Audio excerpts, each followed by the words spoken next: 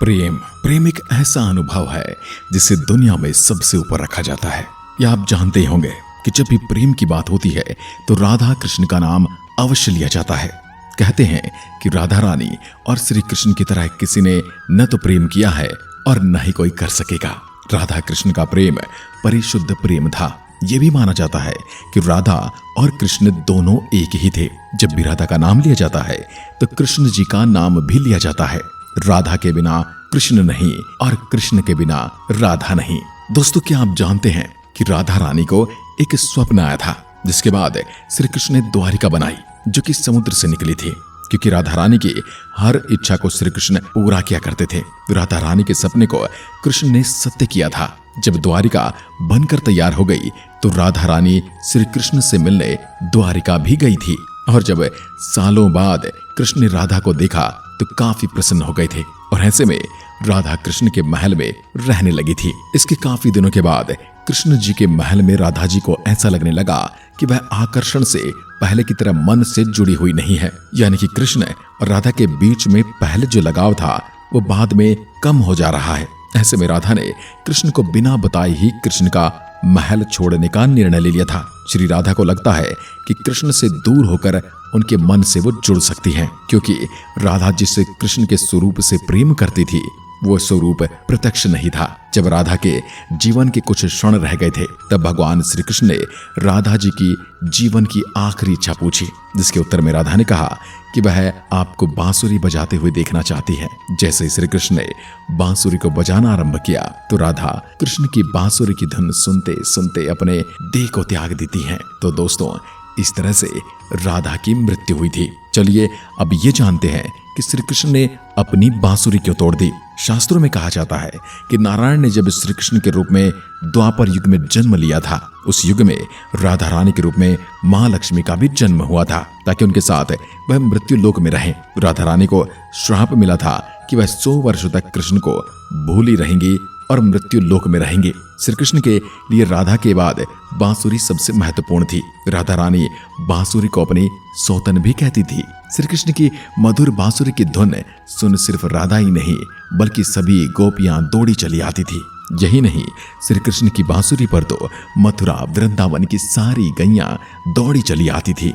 यही वजह है कि बांसुरी को राधा कृष्ण के प्रेम का प्रतीक भी माना जाता है। मगर एक समय ऐसा आया जब कंस का वध करने के लिए भगवान कृष्ण को मथुरा जाना पड़ा। कृष्ण के वहां से चले जाने पर सिर्फ राधा ही नहीं बल्कि पूरा गोकुल दुखी हो उठा। लेकिन मथुरा जाने के पश्चात श्री कृष्ण कभी लौट कर नहीं आ पाए। मथुरा जाने से पहले श्री कृष्ण राधा से मिले थे।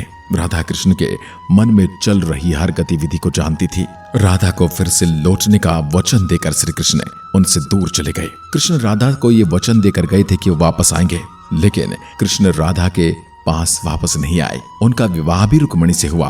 रुक्मणी ने भी श्री कृष्ण को पाने के लिए बहुत जतन किए थे। श्री कृष्ण से विवाह के लिए अपने भाई रुक्मी के खिलाफ चली गई थी। राधा की तरह वो भी श्री कृष्ण से प्रेम करती थी। रुक्मणी ने श्री कृष्ण को एक प्रेम पत्र भेजा था कि वह आकर उन्हें अपने साथ ले आए। इसके बाद ही श्री कृष्ण रुक्मणी के पास आए और उनसे विवाह किया। कृष्ण के वृंदावन छोड़ने के बाद से ही राधा का वर्णन बहुत कम हो गया। राधा और कृष्ण जब अंतिम बार मिले थे तो राधा ने कृष्ण से कहा था कि भले ही वो उनसे दूर जा रहे हैं लेकिन मन में कृष्ण हमेशा उनके साथ ही रहेंगे। इसके उपरांत कृष्ण मथुरा गए और कंस आदि राक्षसों को मारने के पश्चात अपना काम पूरा किया। इसके बाद प्रजा की रक्षा के लिए कृष्ण द्वारिका गए और द्वारिकाधीश के नाम से लोकप्रिय हुए। जब कृष्ण वृंदावन से चले गए तब राधा के जीवन ने एक अलग ही मोड़ ले लिया। राधा का विवाह हो गया था।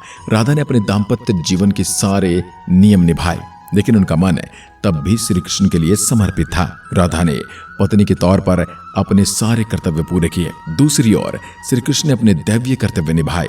सारे कर्तव्यों से मुक्त होने के उपरांत राधा अंतिम बार अपने प्रियतम कृष्ण से मिलने गई। उसके बाद राधा रानी द्वारिका में रहने लगी। महल में राधा ने श्री कृष्ण के साथ पहले की तरह एक आध्यात्मिक जुड़ाव की अनुभूति नहीं की, इसलिए राधा ने महल से दूर जाना तय किया। उन्होंने सोचा कि वह दूर जाकर दोबारा श्री कृष्ण के साथ उसी रंग में रंग जाएगी, उनके साथ गहरा आत्मीय संबंध स्थापित कर पाएंगी। उन्हें नहीं पता था कि वो कहाँ जा रही हैं, लेकिन भगवान कृष्ण जानते थे। धीरे धीरे समय बीता और राधा बिल्कुल अकेली और कमजोर हो गई। उस समय उन्हें भगवान श्री कृष्ण की आवश्यकता पड़ी। आखिरी समय में भगवान श्री कृष्ण उनके पास गए और राधा की आखिरी इच्छा से बांसुरी भी बजाई और राधा रानी ने बांसुरी की धुन सुनते सुनते इस लोक का भी त्याग कर दिया। श्री कृष्ण राधा रानी से सबसे ज्यादा प्रेम करते थे और राधा रानी भी उनसे प्रेम करती थी और वे जानते थे कि उनका प्रेम अमर है। वह राधा रानी की मृत्यु का वियोग सह नहीं पाए और उन्होंने जो राधा कृष्ण के प्रेम के प्रतीकात्मक अंत के रूप में भगवान कृष्ण ने अपनी बांसुरी तोड़ दी और वहीं फेंक दी, क्योंकि राधा प्रेम की देवी थी। उसके बाद श्री कृष्ण ने जीवन भर कभी बांसुरी नहीं बजाई। दोस्तों, आपको राधा रानी और श्री कृष्ण के बारे में जानकर कैसा लगा कमेंट में लिखकर जरूर बताएं और वीडियो को लाइक और शेयर अवश्य करें। एक बार फिर मिलते हैं, तब तक के लिए नमस्कार, धन्यवाद, जय हिंद, जय भारत।